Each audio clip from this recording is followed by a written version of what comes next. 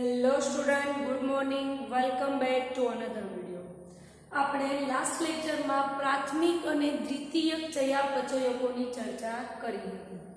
હવે આજના લેક્ચરમાં આપણે બૃહદ અણુઓની ચર્ચા કરવાની છે. પહેલા આપણે જોઈએ બૃહદનો મતલબ શું થાય. બૃહદનો મતલબ થાય મોટું. તો આ મોટા અણુઓ કયા કયા છે જે આપણે આજે જોવાનું છે. બરાબર. હવે આપણને એવું ક્વેશ્ચન થાય કે આપણે શેના આધારે નક્કી કરી શકીએ કે આ અણુ મોટો છે, આ અણુ નાનો છે. તો આપણે એક એક્ઝામ્પલ લઈએ કે સપોઝ કોઈ જીવંત પેશી છે.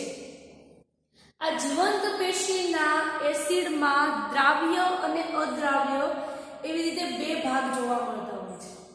હવે આ દ્રાવ્ય ભાગમાં જે અણુઓ જોવા મળે તે બધા અણુઓ સૂક્ષ્મ જૈવ અણુઓ હોય છે. ફરીથી રિપીટ કરું છું, આપણી જે જીવંત પેશીઓ હોય છે, આ જીવંત પેશીના એસિડમાં ટોટલ દ્રાવ્ય અને અદ્રાવ્ય એવા બે ભાગો જોવા મળતા હોય છે. હવે જે દ્રાવ્ય ભાગ છે તેમાં જે અણુ જોવા મળે, એટલે કે તેમાં જે અણુઓ જોવા મળે એ બધા અણુઓ સૂક્ષ્મ જૈવ અણુઓ હોય છે.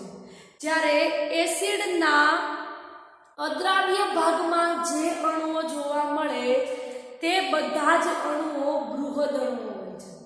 તો આપણે સ્ટાર્ટ કરીએ કે આ જે એસિડમાં દ્રાવ્ય ભાગ જે છે, હમણાં મેં વાત કરી કે એસિડમાં ટોટલ બે ભાગો જોવા મળતા હોય છે, દ્રાવ્ય અને દ્રવ્ય બંને.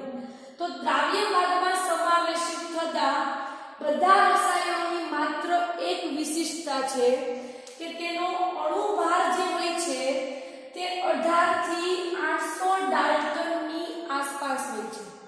મેં હમણાં શું કીધું હતું કે ટોટલ દ્રાવ્ય અને અદ્રાવ્ય એવા એસિડમાં બે ભાગ જોવા મળતા હોય છે. હવે એસિડના દ્રાવ્ય ભાગમાં જે અણુઓ જોવા મળશે એ બધા સૂક્ષ્મ જૈવ અણુઓ કહેવાશે અને એ સૂક્ષ્મ જૈવ અણુનો આપણે અણુભાર ચેક કરીએ તો લગભગ 18 થી 800 ડાલ્ટનની વચ્ચે જોવા મળશે. જ્યારે આપણે બૃહદ અણુઓની વાત કરીએ તો બૃહદ અણુઓ જે છે તે તો એસિડના અદ્રાવ્ય ભાગમાં જોવા મળતા અણુઓ હશે. તદુપરાંત એનો જો આપણે જૈવભારની વાત કરીએ તો જૈવભાર 10,000 કે તેનાથી પણ વધુ ડાલ્ટન જોવા મળશે. તો આવી રીતે આપણે શું કીધું, વિશિષ્ટતા એ છે કે પાણી એસિડમાં જે દ્રાવ્ય હશે તેનો જૈવભાર ઓછો હશે. શું કામે? કારણ કે સૂક્ષ્મ જૈવ અણુ છે. સૂક્ષ્મ જૈવ અણુ હશે તો જૈવભાર અણુભાર ઓછો જોવાનો છે. બરાબર. તો કેટલો હોય છે? 18 થી 800 ડાલ્ટનની આસપાસ હોય છે. ડાલ્ટન માટેનો સિમ્બોલ છે કેપિટલ ડી અને સ્મોલ a વડે પણ આપણે ડાલ્ટનને લખી શકીએ છીએ. ત્યારબાદ આપણે બીજું કીધું કે એસિડના દ્રાવ્ય ભાગના અણુઓની આપણે વાત કરી કે તેનો જૈવભાર 18 થી 800 ડાલ્ટનની વચ્ચે જોવા મળે છે. હવે આપણે સેકન્ડ જોઈએ કે જે એસિડમાં અદ્રાવ્ય છે, આ અદ્રાવ્ય ભાગમાં કયા કયા કાર્બનિક સંયોજનો જોવા મળે છે. તો તેમાં 4 ટોટલ કાર્બનિક સંયોજનો જોવા મળે છે. કયા કયા? તેમાં છે પહેલું પ્રોટીન, બીજું છે પોલિસેકેરાઇડ, ત્રીજું છે ન્યુક્લિક એસિડ અને ચોથું છે લિપિડ. ખાસ યાદ રાખવાનું છે એસિડના અદ્રાવ્ય ભાગમાં જોવા મળતા અણુઓ ટોટલ 4 છે, જેમાં પ્રોટીન, પોલિસેકેરાઇડ, ન્યુક્લિક એસિડ અને લિપિડનો સમાવેશ થાય છે. બરાબર. આ ચારે ચાર બૃહદ અણુઓ જે છે તે આપણે નેક્સ્ટ થિયરીમાં ડિટેલમાં આવશે, પરંતુ અત્યારે આપણે થોડું જોઈ લઈએ કે આ બૃહદ અણુઓ જે છે તે શેના બનેલા હોય છે. ફર્સ્ટ આપણે વાત કરીએ પ્રોટીનની. પ્રોટીન જે છે તે એમિનો એસિડના બનેલા હોય છે. આપણા શરીરમાં ટોટલ 20 પ્રકારના એમિનો એસિડ હોય છે. આ 20 એમિનો એસિડ જ્યારે જોડાશે અને પ્રોટીનનું નિર્માણ થશે. ત્યારબાદ આપણે બીજું જોઈએ પોલિસેકેરાઇડ. તો ઘણી બધી મોનોસેકેરાઇડ એકબીજા સાથે જોડાવાથી પોલિસેકેરાઇડ બને છે. ન્યુક્લિક એસિડ જે છે તે ઘણા બધા ન્યુક્લિયોટાઇડના જોડાવાથી બને છે. ત્યારબાદ લિપિડ ને એ બધું કોલેસ્ટેરોલ જેવાથી બનતો હોય છે. બધું ડિટેલમાં આવવાનું છે. અત્યારે માત્ર આપણે એ જાણીએ છીએ કે બૃહદ અણુઓ જે છે તેમાં કઈ રચનાઓ આવેલી છે, કારણ કે આમાં જોયું આપણે 20 જેટલા એમિનો એસિડ આવેલા હોય છે. પોલિસેકેરાઇડમાં એસિડમાં ઘણી બધી મોનોસેકેરાઇડ જોડાયેલી હોય છે, ન્યુક્લિક એસિડમાં ઘણા બધા ન્યુક્લિઓટાઇડથી બને છે. તો આવી રીતે ઘણા બધા મતલબ સંયોજનો જોડાય છે, એટલા માટે તેનો અણુભાર વધુ હશે. અણુભાર વધુ હશે એટલે એસિડમાં અદ્રાવ્ય હશે, અને એસિડમાં અદ્રાવ્ય હોય એટલે બૃહદ અણુઓ થશે. બરાબર. હવે આપણે આ ચાર જે કાર્બનિક સંયોજનો જોયા કે જે એસિડમાં અદ્રાવ્ય છે, તો એસિડના અદ્રાવ્યમાં આપણે જોઈએ તો લિપિડ જે છે તે અપવાદ જોવા મળે છે. શું કામે અપવાદ? તો આપણે પહેલા સૂક્ષ્મ જીવ અણુ અને બૃહદ જીવ અણુઓ વચ્ચેની એક લાક્ષણિકતા સમજાવી દઉં. ફર્સ્ટ એ છે કે જે એસિડમાં દ્રાવ્ય હોય તેને સૂક્ષ્મ જીવ અણુ કહેવાય છે. તેનો જૈવભાર આપણે જોઈએ તો 18 થી 800 ડાલ્ટન હોય છે. સેકન્ડ જોઈએ તો જે એસિડમાં અદ્રાવ્ય હશે તેને બૃહદ અણુઓ કહેવાય છે. તેનો જૈવભાર 10,000 કે તેનાથી પણ વધુ ડાલ્ટન હોય છે. બરાબર. પણ લિપિડમાં શું થાય છે? તો લિપિડ જે છે તેમાં બંને કેસીસ જોવા મળે છે. જેમ કે આપણે એના જૈવભારની વાત, અણુભારની વાત કરીએ તો અણુભાર માત્ર 800 ડાલ્ટન કે એનાથી પણ ઓછો છે. તો એવી રીતે જોવા જઈએ તો એ સૂક્ષ્મ જૈવ અણુમાં સમાવેશ થશે. પરંતુ તેની બીજી લાક્ષણિકતા જોઈએ તો એ એસિડમાં અદ્રાવ્ય છે. તો એમ જોવા જઈએ તો એ બૃહદ અણુ પણ કહેવાય. તો હવે બંને વચ્ચે ક્વેશ્ચન એ છે કે લિપિડ જે છે તેને સૂક્ષ્મ જૈવ અણુમાં ઇન્ક્લુડ કરવો કે બૃહદ જૈવ અણુમાં? બંનેની લાક્ષણિકતા ધરાવે છે. એક તો તેનો અણુભાર જોઈએ તો 800 ડાલ્ટન થી પણ ઓછો છે. બીજું લક્ષણ જોઈએ તો એસિડમાં અદ્રાવ્ય છે. તો હવે આપણે હમણાં ચર્ચા કરીશું કે લિપિડ જે છે તેને સૂક્ષ્મ જૈવ અણુમાં ગણવો કે બૃહદ જૈવ અણુમાં. એ પહેલા આપણે જોઈએ કે જે સંયોજનોનો ભાગ, આ બધા ચારે ચાર સંયોજનોની વાત કરી આપણે, પણ એમાં લિપિડ કેવા છે? અપવાદ છે. તો વધ્યા કયા? આ ત્રણ: પ્રોટીન, પોલિસેકેરાઇડ અને ન્યુક્લિક એસિડ. આ ત્રણે ત્રણ જે એસિડના અદ્રાવ્ય કાર્બનિક સંયોજનો જે છે તેનો અણુભાર જે છે તે 10,000 ડાલ્ટન કે તેનાથી પણ વધુ હોય છે. આ બંનેના આધારે એટલે કે આ અહીંયા કેટલો અણુભાર છે? 18 કે 800 ડાલ્ટન. ત્યારબાદ અહીંયા કેટલો છે? 10,000 કે તેનાથી વધુ. તો આવા આ ડાલ્ટનના જે અણુભારના આધારે રાસાયણિક સંયોજન જે છે તેને ટોટલ બે ભાગમાં વર્ગીકૃત કર્યા છે. કયા કયા? પહેલું છે સૂક્ષ્મ જૈવ અણુ, બીજું છે બૃહદ અણુ.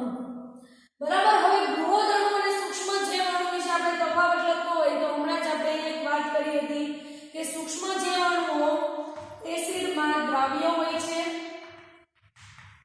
બૃહદ અણુઓ એસિડમાં અદ્રાવ્ય હોય છે. સેકન્ડ જોઈએ તો સૂક્ષ્મ જૈવ અણુઓ જે હોય છે તેનો અણુભાર કેટલો હોય છે? 18 કે 800 ડાલ્ટન થી પણ ઓછો હોય છે. ક્યારેક એટલો લગભગ જોવા મળી જાય છે. બરાબર. એટલે રેશિયો કેટલો થશે? 18 થી 800 ડાલ્ટન. ત્યારબાદ જે બૃહદ અણુ છે તેનો અણુભાર કેટલો છે? 10,000 કે 10,000 થી પણ વધુ ડાલ્ટન જેટલો જૈવ અણુભાર હોય છે. ત્યારબાદ આપણે જોઈએ કે લિપિડ હમણાં મેં કીધું હતું અપવાદ છે. શું કામે અપવાદ છે? કારણ કે તેનો અણુભાર 800 ડાલ્ટન થી ઓછો છે. તો એ લક્ષણ કયું? સૂક્ષ્મ જૈવ અણુનું. સાથે સાથે તે એસિડમાં અદ્રાવ્ય પણ છે. તો એ વાત કોની થઈ? બૃહદ અણુ.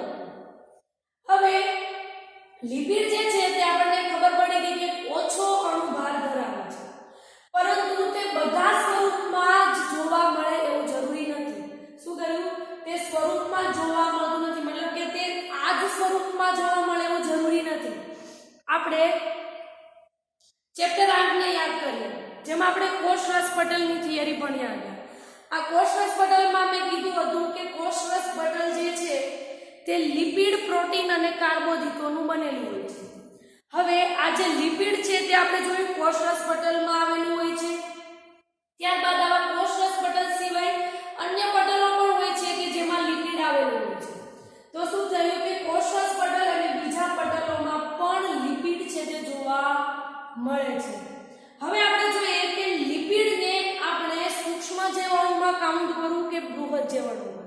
તો શું કરવાનું છે કે પહેલા કોઈ જીવંત પેશી લેવાની છે, એને આપણે વાટવાની છે. વાટીશું એટલે શું થશે, ખલદસ્તો લઈને આ જે પેશી છે એને વાટીશું એટલે શું થશે, એનું વિઘટન થશે, મતલબ કે તૂટી જશે. બરાબર. હવે તૂટી જશે એટલે શું થશે કે પેશીની અંદર જે કોષો આવેલા હોય છે અને કોષોની ફરતે જે કોષરસ પટલ આવેલું હોય છે અને અન્ય પટલો આવેલા હોય છે એ બધાના ટુકડા થઈ જશે. ફરીથી રિપીટ કરું છું, શું કરવાનું છે, પેશી લેવાની છે, ખલદસ્તામાં એને આપણે વાટી નાખીએ. બરાબર. ત્યારબાદ વાટીશું એટલે શું થશે, એનું વિઘટન થશે અથવા તો તૂટી જશે, એવું પણ બોલી શકીએ. તૂટી જશે એટલે શું થશે કે કોષરસ પટલ, પેશીની અંદર શું આવેલા હશે, કોષો, કોષોની ફરતે શું આવેલું હોય, કોષરસ પટલ, અને અન્ય પટલો પણ આવેલા હોય છે જેમ કે કોષ કેન્દ્ર પટલ. તો આ કોષરસ પટલ ને કોષ કેન્દ્ર પટલ ને એ બધું શું થશે, તેના ટુકડા થઈ જશે. હવે આ ટુકડા થઈ ગયા છે એ બધા પાણીમાં અદ્રાવ્ય હોય છે. શું હોય છે, પાણીમાં અદ્રાવ્ય હોય છે. આ કારણોસર આ પટલો તૂટીકા સ્વરૂપે એસિડ અદ્રાવ્ય જૂથમાં અલગ થઈ જાય છે. આ પાણીમાં અદ્રાવ્ય છે એ જ કારણેથી આ પટલો જે છે એટલે કે કોષરસ પટલ ને એ બધા પટલોની વાત કરું છું કે જે એસિડ અદ્રાવ્ય જૂથમાં અલગ થઈ જાય છે. જે બૃહદ અણુઓનો એક આણ્વીય અંશનો એક ભાગ છે અને સાચા અર્થમાં તે લિપિડ નથી. બરાબર. તો આ જે છે, એક સેકન્ડ,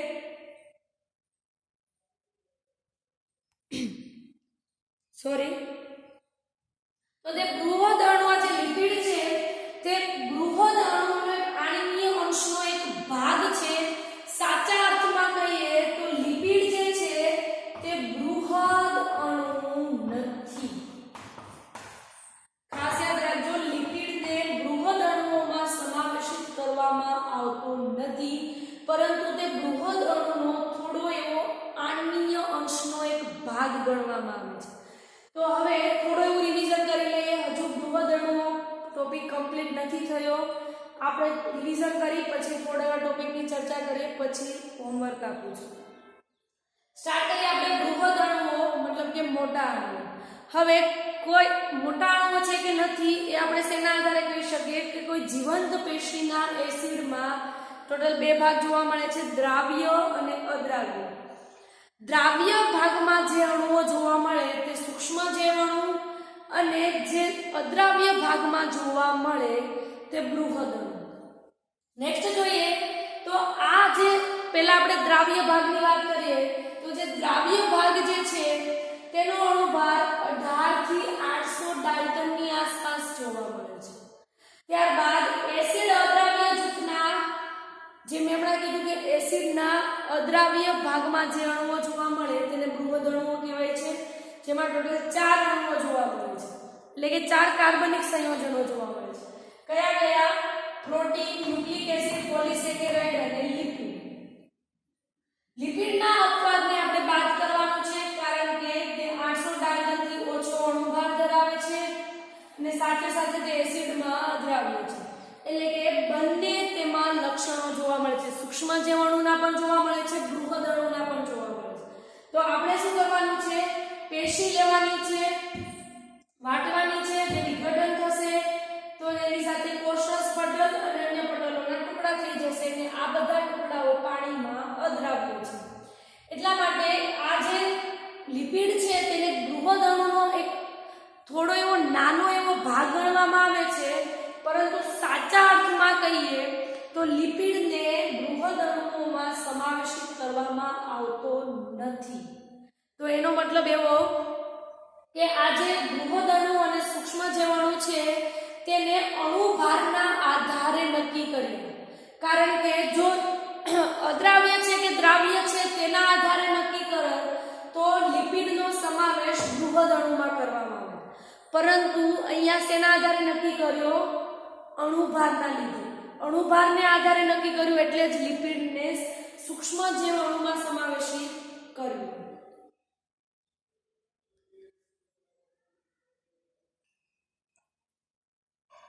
ઓકે, નેક્સ્ટ આપણે જોઈએ કે જે એસિડ દ્રાવ્ય જૂથ જે છે તેમાં લગભગ કોષરસીય દ્રવ્ય સંગઠનનું પ્રતિનિધિત્વ થાય છે.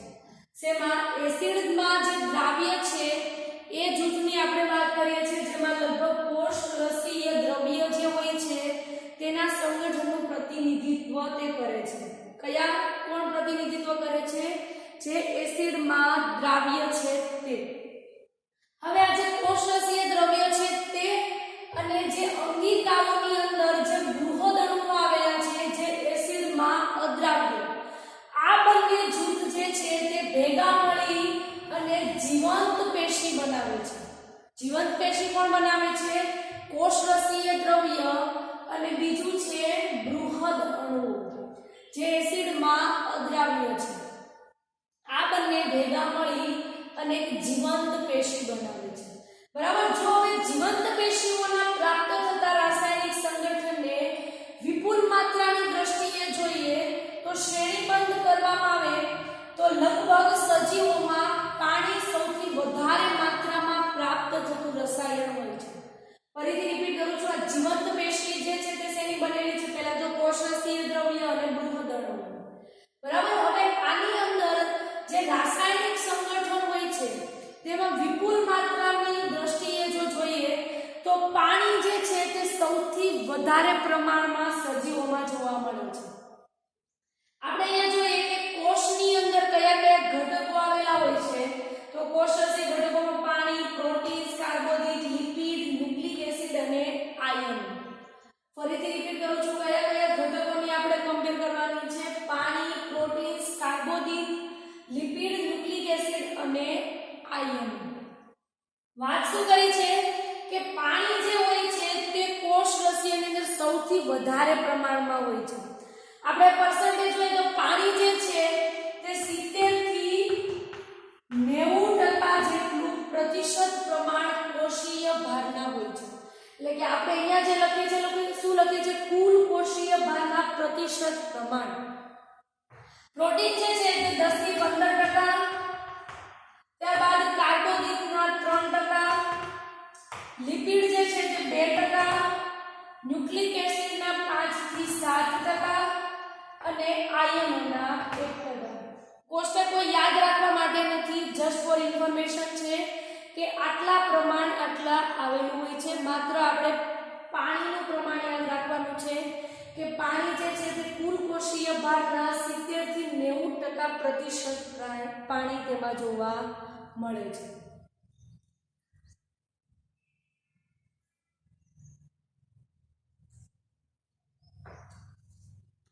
હોમવર્કમાં ક્વેશ્ચન આપું છું.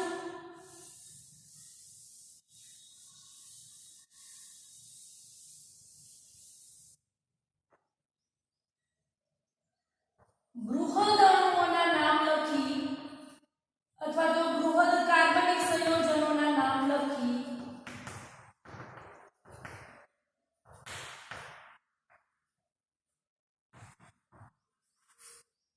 તેના જે સૂક્ષ્મ જીવાણુ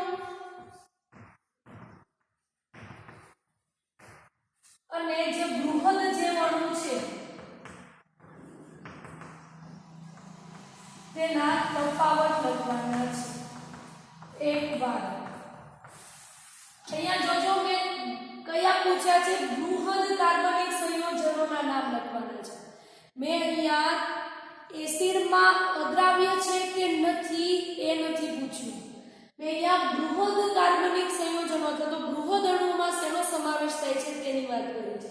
ત્યારબાદ બીજું છે સૂક્ષ્મ જીવાણુ અને બૃહદ જીવાણુઓના તફાવત લખવાના છે.